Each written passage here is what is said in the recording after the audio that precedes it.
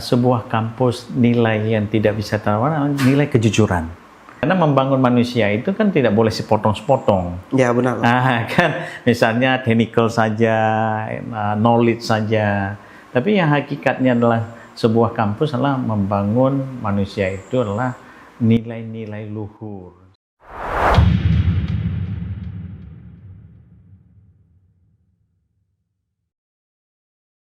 Selamat datang kawan-kawan semuanya. Hari ini kita akan melanjutkan sesi poker Rumah Rakyat. Hari ini kita dengan tamu istimewa, Prof. Amil, yang juga hari ini akademisi yang sering diperbincangkan di Aceh Barat.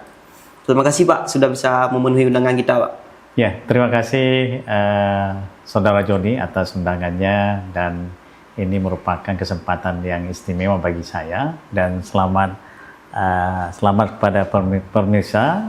Semoga interaktif ini bermanfaat untuk kita. Ya. Jadi gini Pak, kita akan ingin membahas tentang masa depan pendidikan perguruan tinggi Pak. Fokusnya ke sana. Mungkin sebelum itu bisa Bapak ceritakan sedikit Pak tentang pengalaman Bapak atau kesibukan Bapak saat ini Pak. Ya, baik, terima kasih. Memang background pendidikan saya adalah, ya, rumpun ilmunya adalah kependidikan dan konsentrasinya adalah di pendidikan olahraga dan sains keolahragaan. Ya, jenjang karir memang dari pendidikan S1, S2 dan S3 linear, dan selama berkarir juga pernah berkiprah di Kementerian Pendidikan dan juga di Dinas Pendidikan Provinsi Aceh. Artinya pernah juga memberikan kontribusi bagaimana pemikiran-pemikiran dari konsep dan roadmap daripada pengembangan pendidikan di Provinsi Aceh. Berarti sempat di Dinas Pendidikan? Ya, sebagai konsultan. Oh, sebagai konsultan. Itu sebelum menjadi bergabung ke dunia kampus Pak atau bagaimana? Sudah di kampus, sudah di kampus, dan juga pada tahun 2015 pernah juga sebagai konsultan pendidikan nasional. Kami waktu itu adalah ditugaskan oleh Pak Menteri, Pak Anies Baswedan untuk merancang program kemitraan kepala sekolah seluruh Indonesia waktu itu. Ada programnya 3 tahun, pertukaran kepala sekolah di seluruh Indonesia dalam rangka peningkatan kualitas daripada manajerial daripada sekolah-sekolah terimbas atau sekolah-sekolah yang tertinggal. Waktu itu adalah kita tukar setelah TOT, kita tukar kepala sekolah yang maju, yang mitra, kita magangkan di sekolah imbas. Yang kepala sekolah imbas kita magangkan untuk belajar di sekolah mitra atau sekolah maju. Itu berlangsung selama 4 tahun dengan program Pak Anies waktu itu. Mungkin ini sedikit Pak, jika kita membahas tentang mutu pendidikan, relevansi sosial dan kepemimpinan moral, apa yang mungkin menjadi tantangan di dunia pendidikan sekarang Pak? Ya, kalau kita cermati secara konseptual bahwa persoalan konseptual daripada pengembangan pendidikan itu muara utamanya adalah sangat bergantung pada roadmap dan strategi pengembangan dari pendidikan itu sendiri. Artinya nafas sebuah pendidikan itu sangat ditentukan pada arah. Arah itu sangat harus tertuang dalam sebuah roadmap pengembangan pendidikan. Kalau kita melihat dari sisi nilai, nilai yang ditawarkan dalam dunia pendidikan, khususnya dalam dunia pendidikan tinggi, bahwa apalagi hari ini situasi global, geopolitik yang memanas, tentunya peran kampus memiliki peran yang sangat strategis. Ya, benar. Dalam rangka adalah pengembangan dari substansi nilai-nilai. Makanya yang menjadi substansi tawaran daripada kampus ini yang pertama adalah masalah menjunjung tinggi integritas akademik. Udah itu kebebasan akademik dan tanggung jawab sosial. Karena sebuah integritas akademik adalah fondasi utama dari sebuah kampus. Ya, tanpa kejujuran ilmiah, udah itu tanpa komitmen dan kebenaran dan etika, tentunya kampus akan kehilangan sebuah legitimasi, ya, legitimasi moral. Oleh karena itu, legitimasi ini sangat penting. Apalagi selama ini ada berkembang ya isu-isu dan fenomena, misalnya ada gelar ya ditawarkan kayak gitu kan. Udah itu juga ada riset-riset dan publikasi yang lebih orientasi plagiasi dan sebagainya. Ini kita lihat adalah kehilangan integritas. Nah, tentunya adalah ya perubahan-perubahan ini yang mencolok, apalagi hari ini di dunia pendidikan tinggi ada orientasi juga menjual sertifikat gitu. Sertifikat, ijazah istilahnya, ijazah. Tentunya inilah tataran yang juga terjadi wacana. Karena yang hakiki dari sebuah kampus yang baik adalah sangat ya menjunjung tinggi integritas akademik, udah itu kebebasan akademik dan tanggung jawab moral dan sosial. Oleh karena itu kami melihat bahwa kebebasan akademik juga tidak boleh dikompromikan pada tataran kampus, karena harus menjadi sebuah ruang yang aman ya, yang aman untuk diberikan ruang untuk berpikir kritis. Iya. Karena kan identiknya sebuah kampus adalah ini adalah wilayah ilmiah. Ya, benar. Wilayah ilmiah. Artinya critical thinking yang merupakan modal-modal yang memberikan untuk pemikiran-pemikiran untuk pengembangan sebuah institusi. Nah, memang selama ini kita lihat bahwa ya kadang-kadang kita tidak populer dengan kritikan ya. Udah itu juga ada hal-hal lain, misalnya secara pendapatan harus besar, tidak sehingga populer sebuah kampus. Tapi pada hakikatnya adalah sebuah kampus itu harus memberikan ruang kebebasan akademik untuk mendapatkan masukan-masukan, ya critical thinking, sehingga bisa menjadi landasan untuk kemajuan sebuah kampus. Ya, itu benar. Di sisi lain, nilai berikutnya adalah tanggung jawab sosial. Kampus bukan hanya melayani pasar tenaga kerja, tetapi juga melayani masyarakat. Pada hakikatnya sebuah kampus akan menjalankan tridharma perguruan tinggi. Salah satu tridharma perguruan tinggi adalah pengabdian kepada masyarakat. Ya. Oleh karena itu, ya nilai yang terbesar di kampus juga adalah memberikan ya nilai-nilai pemanaan dalam penyelesaian ya masalah sosial, masalah budaya, dan juga masalah kemanusiaan. Ya, sehingga relevansi sebuah institusi kampus, sebuah institusi publik itu betul-betul bisa meng-hire ya kebutuhan-kebutuhan masyarakat di sekitarnya. Makanya ada sebuah kampus itu ada program Bina Desa namanya, Bina Lingkungan. Ini mungkin juga menjadi proyeksi-proyeksi kalau sebuah kampus bisa mentransfer nilai, inilah sehingga kampus tersebut memiliki jati diri daripada integritas akademik, kebebasan akademik, dan pertanggungjawaban sosial kepada masyarakat. Karena semuanya juga ini Saudara Joni, bahwa ya penggunaan juga sumber dana dari kampus adalah dana masyarakat sebenarnya, dari distribusi pajak dan sebagainya. Ini sebenarnya pada hakikatnya adalah bagaimana sebuah kampus dengan tekanan global, geopolitik yang hangat hari ini, ya bagaimana kampus bisa menawarkan nilai-nilai, setidaknya lah 3 nilai dasar ini. Ya, itu benar Pak. Ya. Apalagi di saat emang kita membahas legitimasi kampus, isu-isu hari ini kan banyak beredar Pak, seperti ijazah presiden kita yang diduga ini Pak kan, diduga KW ya, dan sebagainya. Ini juga mempengaruhi apalagi kampus-kampus besar yang ada di Indonesia Pak, terutama kita di Aceh mungkin hari ini belum sampai ke tahap itu Pak. Betul.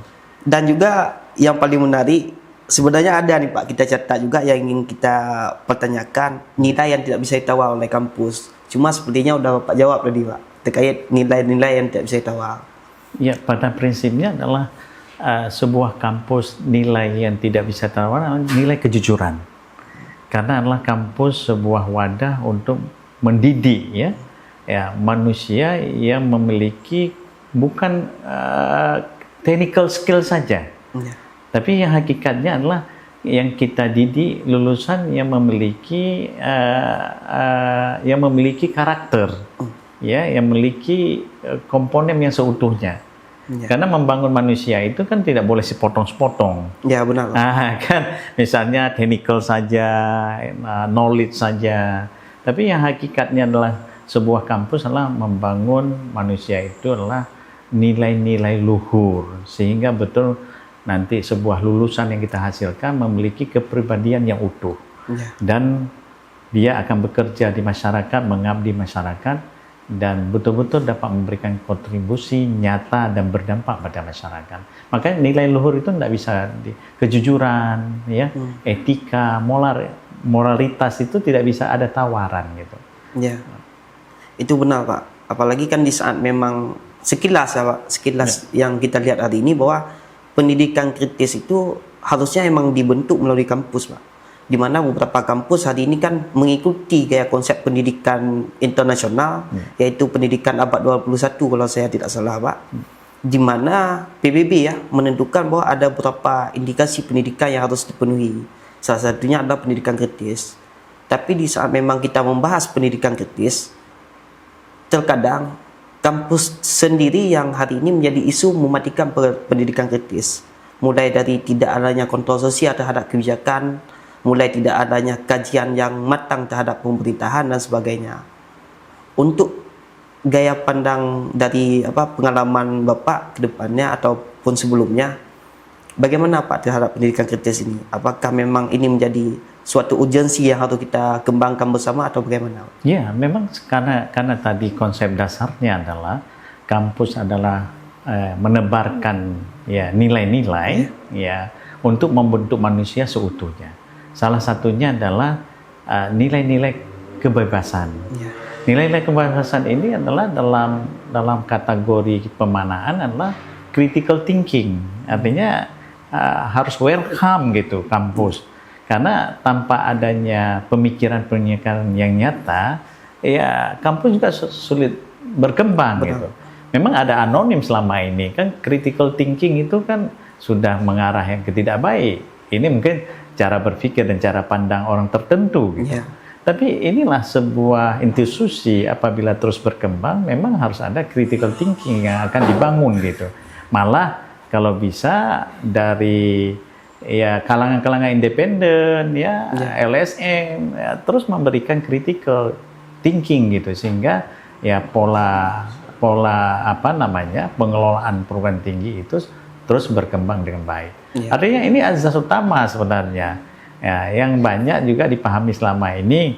Kalau orang sudah berpikir kritikal, sudah memberikan kritik, seolah-olah sudah negatif gitu. Nah ini sangat tergantung pada pola filosofi pimpinan yang mengelola sebuah perguruan tinggi. Kalau saya memang ini Saudara Joni udah terbiasa dengan situasi ini gitu. Artinya kita belajar dari sebuah organisasi dalam sebuah institusi, artinya feedback yang sifatnya membangun sangat kita harapkan. Karena pimpinan perguruan tinggi pun tidak bisa bekerja sendiri, karena sebuah perguruan tinggi adalah kampus yang besar yang memerlukan kontribusi pemikiran baik dari eksternal, dari pemerintah, dari LSM, termasuk juga daripada mahasiswa. Karena mahasiswa pemandang mandat utama dalam pengelolaan kampus itu. Ya, artinya hajat dan masa depan mahasiswa ditentukan oleh kampus. Kalau mahasiswa tidak memberikan kontribusi, ya bagaimana arah daripada pengembangan visi daripada sebuah kampus. Makanya saya lihat bahwa critical thinking, kebebasan berpendapat itu merupakan nilai utama dalam pengembangan sebuah institusi. Kalau institusi tidak diberikan masukan ya dia tidak dinamis, dia statis ya. Akhirnya tidak pernah berkembang gitu. Apalagi ya terutama kampus-kampus yang ada di kita di Provinsi Aceh gitu. Kita kan jauh tertinggal dengan kampus-kampus yang ada di Pulau Jawa gitu. Ya, benar.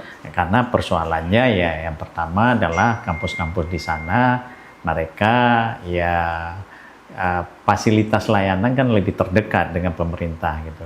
Kalau kita tidak terus membangun, ya mengkomunikasikan dengan semua pengambil kebijakan, ya tidak pernah berkembang sebuah kampus itu. Ya. Makanya penekanannya adalah critical thinking atau kebebasan berpendapat itu harus menjadi sebuah ya tren di sebuah kampus sehingga kampus itu mendapatkan masukan-masukan sehingga arah pengembangan ke depan ya betul-betul dapat dilaksanakan dengan baik. Yang terutama adalah teamwork dalam unsur pimpinan dan sebenarnya juga masuk daripada eksternal luar kampus. Ya kita kan nggak bisa bekerja sendiri gitu. Kita harus bekerja kolektif secara teamwork untuk membangun atau menjaga sebuah kampus yang ada. Ya, itu benar, Pak.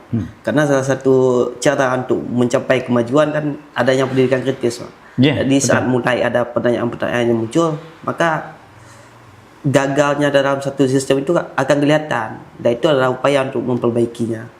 Jadi kalau misalkan ini, Pak, jika misalkan Bapak harus memilih keputusan, Pak, keputusan yang mungkin mudah, tapi itu populer, dibandingkan dengan keputusan yang berat, tetapi bisa menyelamatkan mutu pendidikan ke depannya. Apa pertimbangannya?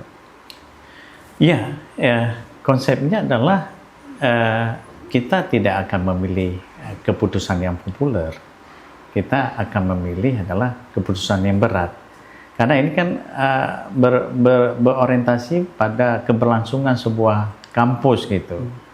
Memang ya kadang-kadang beberapa beberapa keputusan yang kita ambil misalnya melonggarkan standar akademik, ya itu kan keputusan-keputusan yang populer itu, yang disukai, itu, kan? Benar. Mungkin melonggarkan proses proses BBM, ya, atau yang lain-lainnya. Saya pikir itu adalah sebuah jalan pintas yang tidak pantas. Kita memang secara manajerial, ya sivitas akademika kampus memang walaupun tidak populer, kalau itu memang untuk kebaikan ya 10 tahun, 20 tahun dan 30 tahun kampus harus kita lakukan. Ya, karena untuk keberlangsungan institusi gitu. Artinya selama ini kadang-kadang kita lihat ya pada kampus-kampus tertentu lebih memilih ya keputusan-keputusan yang populer sehingga upgrading unsur pimpinan naik, ya kan? Tetapi impact-nya ke depan yang tidak baik. Kampus itu ya hilang krisis kepercayaan, kualitas pembelajaran, kualitas lulusan. Ini kan tidak sesuai dengan roadmap daripada pengembangan sebuah institusi pendidikan tinggi. Oleh karena itu, kalau saya pribadi seperti yang Saudara John sampaikan, saya akan mengambil keputusan-keputusan yang berat walaupun itu tidak populer gitu. Kan? Karena kita juga diberi tugas misalnya selaku sivitas akademika dengan tugas tambahan misalnya di unsur pimpinan kan berbatas waktu. Yang terutama adalah dalam sebuah kepemimpinan adalah integritas. Integritas sebuah kepemimpinan itu yang harus dijaga, itu yang hakiki gitu. Dan untuk keberlangsungan sebuah institusi, walaupun keputusan itu berat kita lakukan, tapi untuk kebaikan institusi itu harus kita lakukan. Walaupun mentenggelamkan popularitas daripada unsur pimpinan. Dan ini, konsep ini sebenarnya pada jati diri ya kita unsur pimpinan tegas, harus ada, dan tidak bisa tawar-menawar. Tetapi pada prinsipnya, ya, dalam mengelola perguruan tinggi itu kita welcome. Kita menerima dari semua input masukan. Setelah itu kita analisis baru kita justifikasi, baru kita ngambil kesimpulan. Karena kesimpulan-kesimpulan dan keputusan yang kita ambil adalah berdampak pada hajat hidup orang banyak, mahasiswa kayak gitu. Jangan sampai ya kualitas, ya jangan sampai ijazahnya tidak diakui, ya melamar kerja ternyata akreditasinya sudah mati. Nah, ini substansi saya lihat dalam pengelolaan perguruan tinggi ada dua yang mendasar sekali, yang harus menjadi fokus perhatian unsur pimpinan. Yang pertama, human resources, sumber daya manusia, ya, dosen, tendik, itu harus upgrading, harus ditingkatkan. Itu yang harus menjadi skala prioritas daripada sebuah institusi. Ya kalau dosennya kualifikasinya master, tidak kualifikasi doktoral, ya, udah itu kepangkatannya juga masih asisten ahli. Bagaimana kita ya membawa kampus ini ke arah unggul, ke arah excellent misalnya. Makanya landasan utama adalah pengembangan human resources. Udah itu karena kita ada sebuah acuan, ya badan independen, BAN PT namanya, akreditasi, ya apakah APT maupun akreditasi prodi, ini juga harus menjadi fokus utama dari kepemimpinan perguruan tinggi. Artinya apapun dua aspek ini harus di-push dengan baik apabila ingin rating dari sebuah kampus itu naik. Artinya ini menjadi fokus utama. Sedangkan yang dimensi-dimensi lain lebih kepada supporting, ya, dukungan-dukungan dalam proses hingga proses pembelajaran itu bisa berjalan dengan baik. Artinya dua konsep utama ini tidak ada tawar-menawar. Artinya unsur pimpinan harus mengepus ini dengan beberapa metode kiat yang harus dilakukan. Kalau rating ini naik, ya hari ini kalau kita cerita mungkin sedikit karena ini kita ya diskusi bebas ya kan. USK hari ini ratingnya naik, ya kita justifikasi aja. USK hari ini punya profesor 300 orang dari 1.800 dosen, ya. Kalau di kita misalnya di kampus kita ini kita belum ada guru besar gitu. Iya. Ya, kita cuma ada lektor kepala 36 orang hari ini misalnya. Kalau USK lektor kepala sudah 1.000 orang. Ini mencerminkan kualitas sebuah perguruan tinggi, APT-nya namanya. Makanya USK unggul, untuk mencapai unggul mudah. Kita agak sulit karena basic dasarnya ini belum kuat. Makanya penajaman ini yang harus kita lakukan. Selain juga ya infrastruktur, karena volume mahasiswa terus meningkat, ya animo meningkat, infrastruktur juga harus dikejar, terutama juga ya lab-lab ya yang harus di upgrading dengan baik gitu, juga ruang kuliah yang standar, ya udah itu juga beberapa mungkin prodi fakultas yang hari ini juga menjadi animo tertinggi daripada peminat, itu harus juga menjadi prioritas kayak gitu. Kalau enggak kampus kita nggak ada yang pilih itu. Benar. Jurusannya itu saja gitu. Ini menjadi cerminan juga. Dan di sisi lain juga hari ini kan banyak kampus yang sudah otonomi. Karena ada 3 level kampus, ada Saker, ada Badan Layanan Umum atau BLU, dan ada berbadan hukum PTNBH namanya. Artinya otonomi ini yang harus dikejar. Karena kalau kita masih plat merah sepenuhnya, agak sulit kita berimprovisasi. Kita minta anggaran juga, ya semuanya harus berjuang DJA, Dirjen Anggaran. Improvisasi tidak bisa kita lakukan. Makanya sebuah kampus yang baik adalah harus dilakukan inovasi, harus dilakukan kreativitas, improvisasi, sehingga terus ya berkembang sesuai dengan arah roadmap daripada pengembangan kampus tersebut. Jadi jika misalkan memang sudah PTNBH Pak, apa itu masuk juga dengan konsep Presiden Presiden Prabowo kalau saya tidak salah Pak, Ya. tentang kampus bisa mengelola tambang Pak. Ya, sebenarnya konsep otonomi ini yang kita kejar. Karena pada posisi hari ini kan, seperti kampus kita Lasaker, kita sulit. Ya, Karena mengelola sebuah tambang perlu deposit, ya perlu anggaran istilahnya. Kalau kita minta ke negara nggak bisa, Benar. item itu nggak bisa kecuali untuk beli alat lab gitu, itu untuk proses pembelajaran honor. Untuk ke profit tidak bisa. Makanya mau tidak mau ya kampus kita Universitas Teguh Umar hari ini kita sudah bertransformasi ke arah Badan Layanan Umum. Dokumen kita udah siap. Tinggal presentasi saja di Kemenko, Kementerian Keuangan. Artinya apabila tahun ini atau tahun depan terwujud BLU, kita mudah. Artinya deposit yang kita inginkan karena kita otonomi, kita bisa by the cent.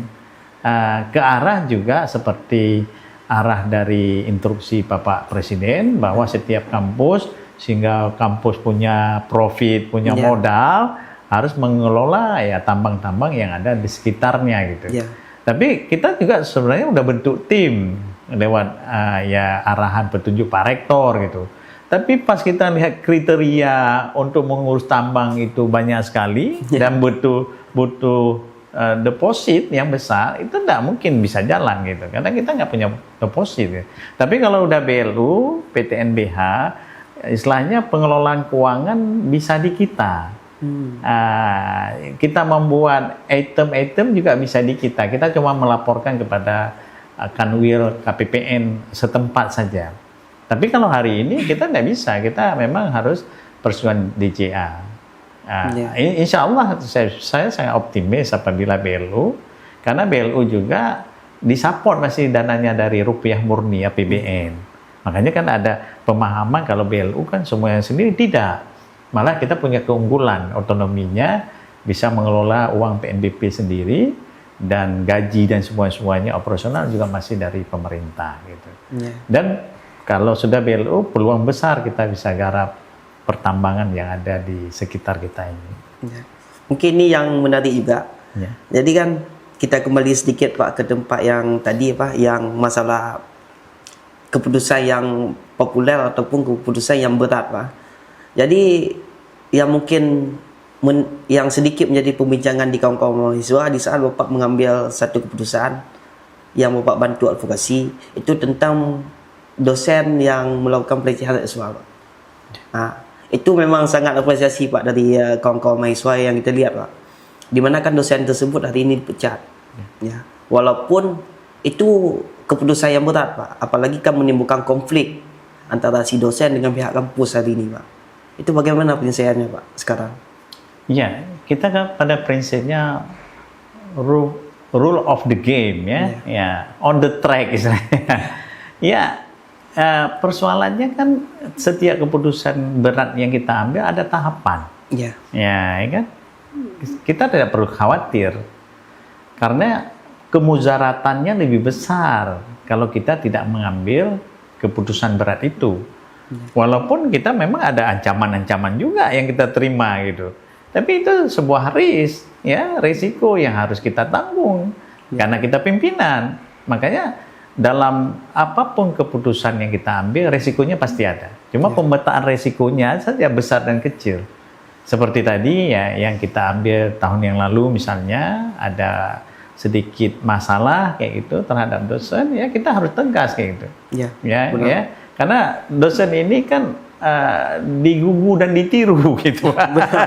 Ya, kalau ada pembiaran ya perilaku demikian, ini kan ya menenggelamkan sebuah institusi. Makanya sangat tegas waktu itu, walaupun ya resikonya ya kita tanggung bersama gitu, kita tanggung bersama waktu itu. Saya tidak khawatir waktu itu, karena kita sudah melakukan sesuai dengan prosedur. Ya, kita bawa ke sana Komisi C. Kebetulan Komisi C saya ketuanya, bidang etika kayak gitu. Nggak bisa ini kan sifatnya fatal. Dan tapi waktu itu ya kita kan sudah berkomunikasi dengan baik dengan yang bersangkutan, dengan orang tuanya. Saya menyampaikan waktu itu ya Bu, anak Ibu ini kondisinya sakit. yang perlu kita cari solusi adalah kita obatin. Ya, jangan kita bilang dia tidak dan tidak, ini faktualnya sudah ada kayak gitu. Kita selamatkan anak ibu ini. Ya, tapi beliau kayaknya kurang sependapat waktu itu. Ya, kira ada jalan masing-masing, dan itu sebuah keputusan yang telah kita lakukan adalah untuk kebaikan Kampus. kita bersama dan kampus. Ya, Saudara Joni. Ya, benar.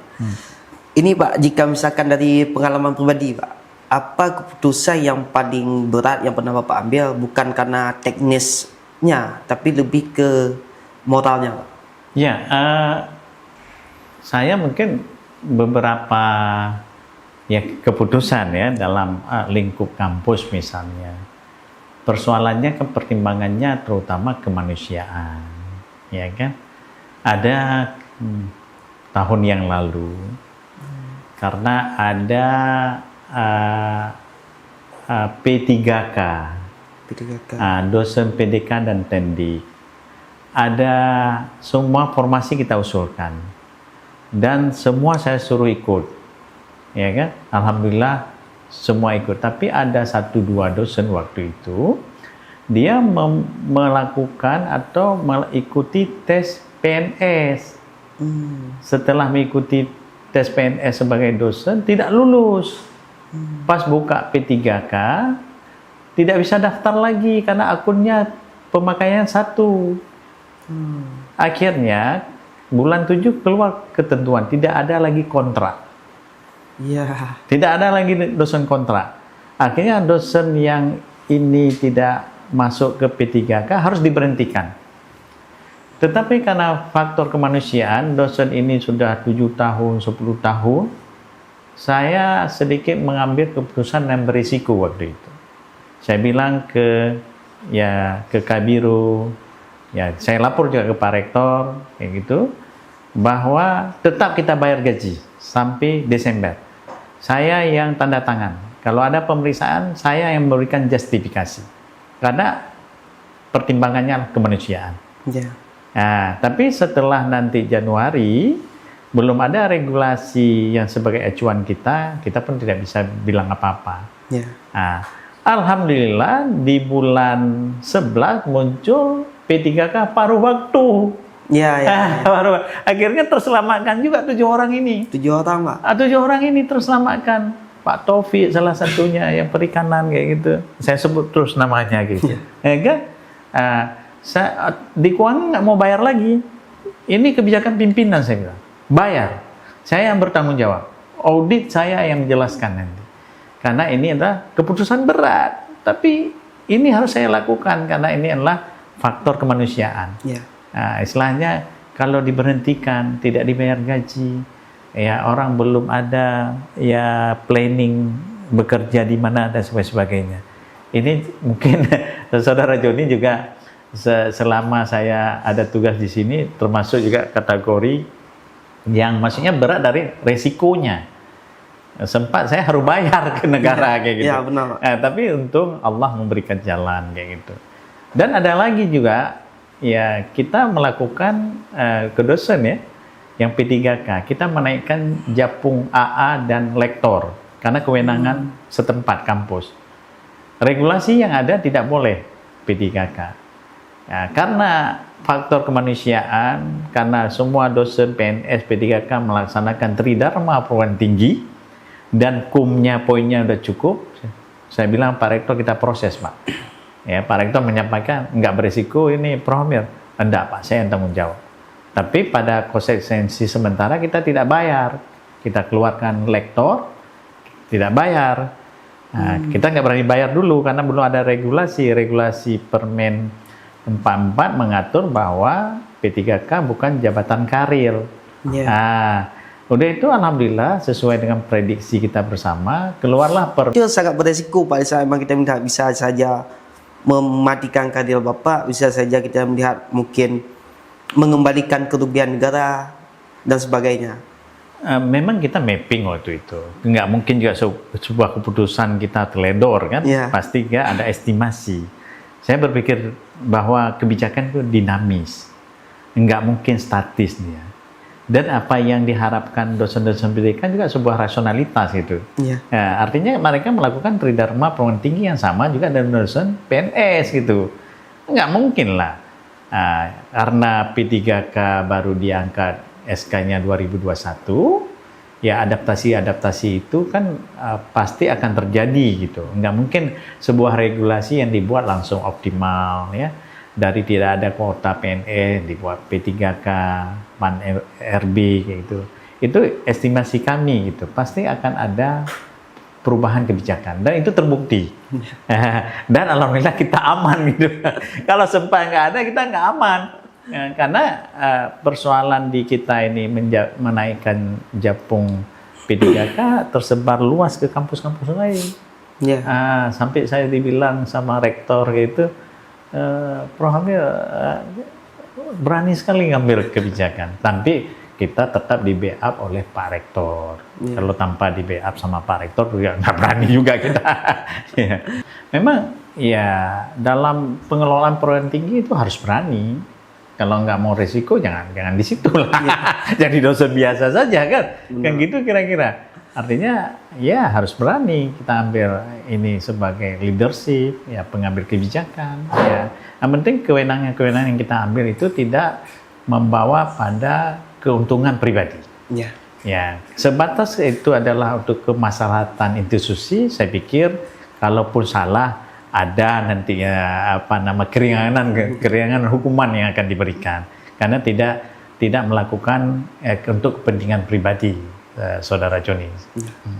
Mungkin Mbak, jika misalkan kita melihat ke depan, bagaimana menurut Bapak pandangan kampus yang ideal ke depannya? Apakah sebagai tempat pusatnya ilmu atau tempat menciptakan agen perubahan sosial atau sebatas tempat untuk membentuk tenaga kerja lagi, Pak? Ya, sebuah kampus sebenarnya adalah sebuah pusat peradaban dia. Yang terutama adalah bukan sebagai pusat pengembangan ilmu atau agen perubahan sosial, tetapi yang hakikinya adalah sebuah kampus adalah tempat mengkoleksi nilai-nilai, ya, nilai-nilai kemanusiaan. Di situ menjadi sebuah jati diri gitu. Kalau memang nilai-nilai sudah menjadi sebuah presu, sebuah acuan dari sebuah pendidikan tinggi, saya pikir ya masalah knowledge, ya sebuah pusat perubahan itu akan berjalan sendiri gitu. Yang terpenting adalah penekanannya bahwa sebuah perguruan tinggi itu fokusnya adalah pada perubahan nilai-nilai kemanusiaan, sehingga muncullah ya manusia yang seutuhnya baik dari sisi unsur pimpinan, sivitas akademika dan juga pada tataran mahasiswa gitu. Tapi kalau kita dewakan sebagai agen perubahan, kita dewakan sebagai pusat pengembangan ilmu, tentunya adalah nilai-nilai ini terkikis. Nilai-nilai akan hilang. Akhirnya nanti muncullah lulusan yang tidak berperadaban, ya kan? Lulusan yang tidak sesuai dengan lingkungan, adaptasi dunia kerja. Saya pikir tahapan knowledge, experience, technical, gitu kan, and taktik itu seiring akan berjalan dengan sendirinya. Makanya pada sebuah visi perguruan tinggi itu yang ditanamkanlah nilai-nilai dulu, nilai-nilai budaya, nilai sosial, nilai-nilai karakter dan nilai-nilai kemanusiaan. Itu menjadi keyword saya lihat. Artinya ya kampus yang baik adalah keywordnya harus pada tataran pengembangan nilai-nilai luhur, nilai-nilai kemanusiaan, nilai-nilai seutuhnya. Sedangkan persoalan knowledge, experience dan lain-lainnya itu akan menjadi mata rantai yang akan terbentuk sendiri. Kalau memang seorang dosen udah disiplin, udah jujur, nggak plagiat gitu kan, masuk ngajarnya tidak bolos, ya tentu pasti transfer ilmu akan berjalan kayak gitu. Tapi kalau ilmu dia banyak, nilainya nggak ada, kasih diktat kan kayak demikian kayak gitu. Atau dia menggunakan aplikasi AI dan sebagainya, dia tidak mempersiapkan dengan baik gitu. Makanya nilai-nilai luhur utama yang menjadi pusat pengembangan dari sebuah institusi perguruan tinggi. Yang lain insya Allah akan berjalan dengan baik. Ya. Mungkin satu lagi Pak, sebagai pertanyaan penutup, Pak. Apa warisan yang ingin Bapak tinggalkan Pak bagi generasi mahasiswa ke depan? Ya, tentunya warisan yang utama sebenarnya terkait juga pembahasan kita nilai, karakter, ya. Istilahnya kita lihat di beberapa negara maju pendidikan, ya Jepang misalnya, Finlandia. Sebenarnya di pendidikan dasar dan menengah penekanan ini, ya. Dia tidak ada mengajarkan bahasa Inggris, tidak ada mengajarkan bahasa Indonesia. Tapi tataran nilai yang dituangkan dulu, dibentuk manusia seutuhnya, sehingga ya terbentuklah mindset yang baik. Ya. Artinya kalau nilai yang diutamakan, ilmu mudah. Tapi kalau ilmu yang terdepan, ya nilai akan mundur di belakang. Makanya warisan ya sebagai akademisi kita, sebagai unsur pimpinan yang harus kita genggam, yang harus kita tekankan adalah tataran nilai yang terutama. Apakah untuk dosen, untuk mahasiswa, ya.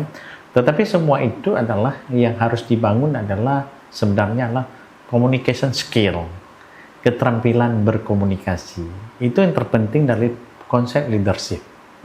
Kalau leader dia komunikasinya bagus, memberi keteladanan yang bagus, ya insya Allah ya mudah akan terbentuk nilai-nilai di institusi yang akan dikelola. Artinya warisan adalah nilai dan budaya merupakan cerminan sebuah institusi yang akan membesarkan sebuah institusi itu.